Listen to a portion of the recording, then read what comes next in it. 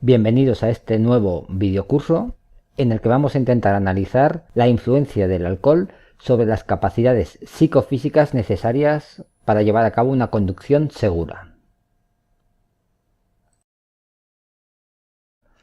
Según el último estudio del Plan Nacional sobre Drogas, el alcohol continúa siendo la sustancia psicoactiva más consumida por la población española, solamente detrás del consumo de tabaco. Otros datos que se han podido extraer pues son que los hombres beben en mayor proporción que las mujeres y además que entre los jóvenes de 15 a 29 años el consumo de bebidas alcohólicas se concentra fundamentalmente durante el fin de semana. Otros datos que se han podido extraer es que aquellos que beben y conducen se ven más frecuentemente implicados en siniestros de tráfico. Más o menos se estima que el alcohol está implicado entre el 30 y 50% de los accidentes mortales y entre el 15 y 35% de los que causan lesiones graves. Se calcula que en el mundo el alcohol es responsable de más de 500.000 muertos al año y de más de 15 millones de heridos. En Europa estas cifras pues más o menos están cercanas a los 20.000 muertos anuales y unos 30.000 inválidos. ¿Y por qué el alcohol es tan peligroso para la conducción? Esto principalmente es debido a que el alcohol altera la mayoría de las capacidades psicofísicas necesarias para una conducción segura, tal como han demostrado numerosos estudios. Además, es necesario añadir que los accidentes causados por el alcohol son o tienen resultados mucho más graves, sobre todo debido a la reducción de la respuesta orgánica al trauma. El alcohol es una droga psicodepresora, siendo su principal efecto la desinhibición conductual en cuanto al comportamiento del conductor. Aunque al principio la conducta de éste sea mucho más activa, no realmente debido a los propios efectos del alcohol, sino a que se han deprimido los centros cerebrales encargados de inhibir la conducta. Es decir, se ha liberado el freno. Esto explica pues que los conductores bajo los efectos del alcohol presentan brotes eufóricos que se traducen en una pérdida de la valoración del riesgo real, incrementando por contra las conductas imprudentes.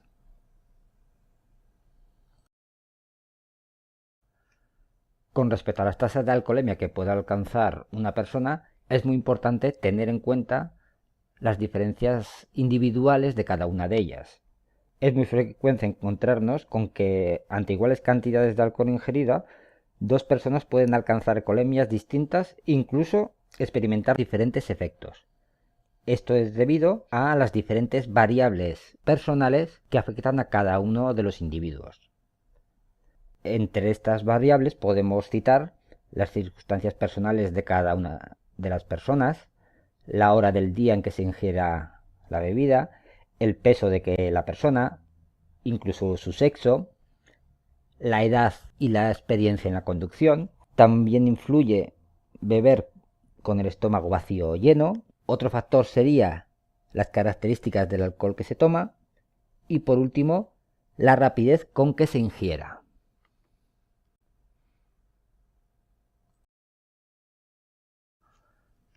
La velocidad con que se beba el alcohol va a determinar en gran medida la tasa de absorción del mismo.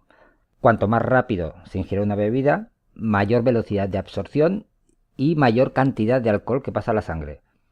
Es decir, se producirá una tasa de alcoholemia de ascenso rápido, especialmente con el estómago vacío. Por el contrario, si se bebe de forma lenta y pausada, se produce una alcoholemia de ascenso lento e incluso pueden no aparecer los síntomas visibles de intoxicación etílica, lo cual es especialmente peligroso para la seguridad vial, ya que el conductor puede incluso no ser consciente de hasta qué punto sus capacidades están disminuidas.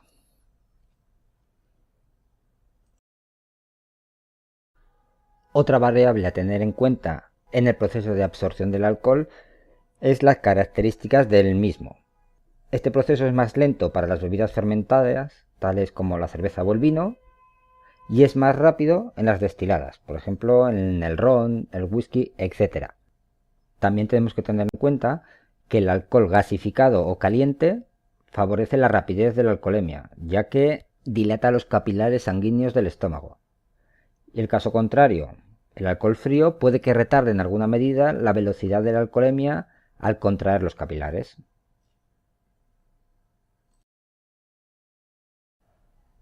Beber con el estómago lleno o vacío también va a influir en la rapidez de absorción del alcohol. Es decir, cuando el tubo digestivo está vacío, la cantidad de alcohol que pasa a la sangre es mayor y además lo hace más rápidamente. En caso contrario, cuando el tubo digestivo contiene alimentos, pues la difusión del alcohol se realiza en una menor cuantía y velocidad. La diferencia de tiempo puede oscilar entre 15 minutos y una hora aproximadamente.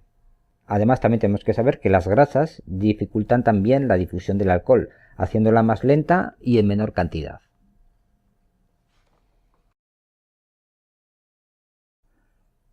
La edad es un factor decisivo en todo tema relacionado con la alcoholemia. Todos los estudios demuestran que las personas menores de 18 años y los mayores de 65 son, como norma general, más sensibles a los efectos de la bebida. Además, es necesario añadir que a iguales cantidades de alcohol consumido, son mayores los efectos en los conductores con poca experiencia, ya que no tienen todavía consolidada la actividad motora que se adquiere con la práctica. Además, esto suele coincidir con el hecho de que son personas de menor edad. Esta es la razón por la que la tasa de alcoholemia permitida legalmente sea más baja en los conductores nobles. A iguales cantidades de alcohol ingerido y en condiciones normales de peso y edad, las mujeres presentan tasas más elevadas de alcoholemia. Esto es debido fundamentalmente a la diferente cantidad y distribución de las grasas corporales entre ambos géneros, lo que repercute en una desigual distribución del alcohol por el organismo. Es por esto que las mujeres, en general, son más susceptibles a los efectos del alcohol, especialmente si son jóvenes. Entre una persona gruesa y otra más delgada, y a igual cantidad de alcohol ingerida, la concentración del mismo en la más delgada será superior. Esto tiene una explicación bastante simple y lógica. A mayor peso habrá mayor cantidad de tejido donde repartir el alcohol y por lo tanto su concentración será menor.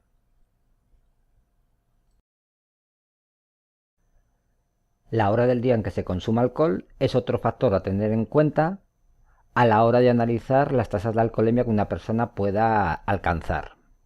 Por ejemplo, una persona que bebe una determinada cantidad de alcohol y se acuesta a dormir 8 horas, se levantará con un índice de alcoholemia muy superior al que tendría durante el día estando activo durante 8 horas.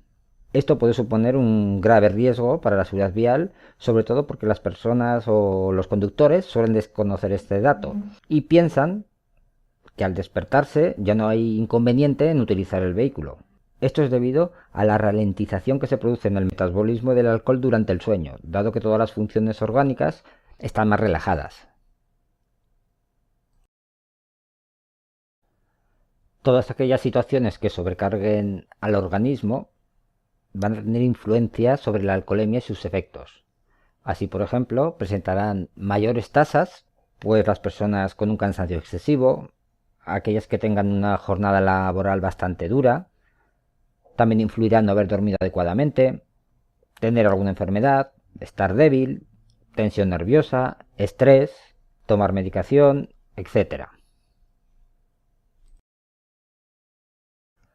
En el siguiente punto vamos a analizar los procesos de metabolización del alcohol. Una vez ingerida la bebida, el alcohol pasa al tubo digestivo y llega al estómago, donde se absorbe más o menos el 20%. De allí pasará al intestino delgado, donde se completará la absorción, y pasará a la sangre. Esta con el alcohol circulará por el cuerpo y llegará al cerebro. Tenemos que tener en cuenta que el alcohol puede detectarse generalmente en la sangre ya a los 5 minutos de haber sido ingerido y alcanza su máximo nivel entre los 30 y los 90 minutos, en función de diversos factores, como los que hemos mencionado anteriormente.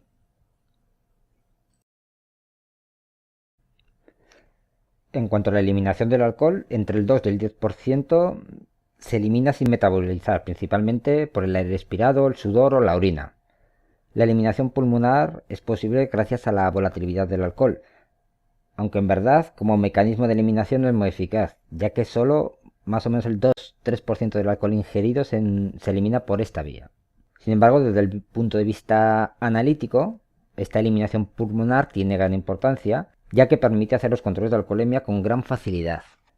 Con respecto al proceso de metabolización, se ha calculado que por norma general cada hora se suelen metabolizar unos 12 gramos de alcohol por litro de sangre aproximadamente. Para representar las variaciones en la concentración de alcohol en sangre a lo largo del tiempo, se utiliza la curva de alcoholemia, que nos da una idea aproximada de cuál es el tiempo prudencial que se necesita para conducir un vehículo después de haber ingerido una determinada cantidad de alcohol. Una curva típica de alcoholemia tiene tres fases claramente diferenciadas. Una primera, o fase de intoxicación, o también llamada fase ascendente, inmediatamente posterior a la ingestión. En esta fase priman los procesos de absorción y difusión por el organismo, por lo que la curva es fuertemente ascendente.